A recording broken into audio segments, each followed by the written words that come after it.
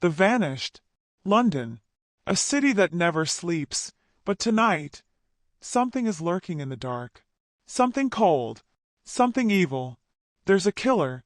But he's not just any killer. He doesn't strike fast. No. He takes his time. He watches. He waits. Then he strikes.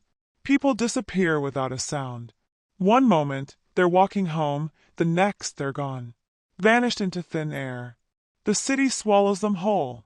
When they're found, if they're found, it's in places no one dares to go. Empty warehouses. Abandoned buildings. Dark corners where no one can hear you scream. But it's what happens before they die that's worse. Much worse. He likes to play with his victims. They say the walls of the warehouse echo with their cries, their desperate pleas for mercy.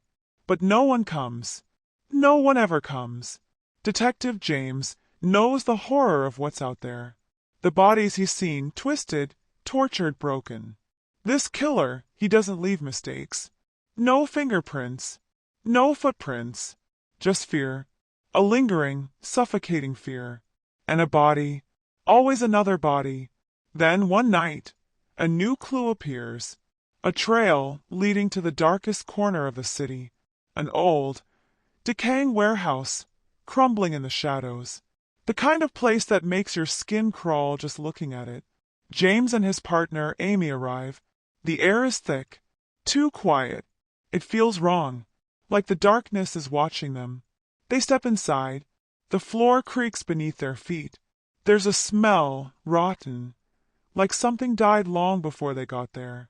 Their flashlights cut through the blackness, but it feels like the shadows are closing in on them. Then they hear it, faint, chains clinking in the distance, the sound of metal dragging on concrete. They follow it, their hands trembling, eyes wide. They turn a corner, and there he is, the killer, standing there, in the middle of the room, his face hidden behind a mask. Blood drips from his gloved hands. His victim, still alive, is strapped to a chair, barely breathing. Their eyes, filled with terror, lock onto James, begging, pleading for help. But James is frozen. Amy can barely breathe. The killer doesn't run. He steps forward, slowly, purposefully. His footsteps echo in the cold silence. Amy shouts, "Stop!" But he doesn't care. He never cared. Then, in an instant, he's gone, vanished into the shadows, like smoke slipping through their fingers. James runs after him. There's a trapdoor, a hidden passage. But by the time he reaches it, it's too late. He's gone. Again. Back at the station.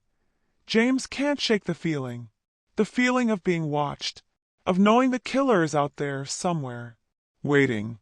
Right now, in the dark alleys of London, he could be watching you. No one is safe.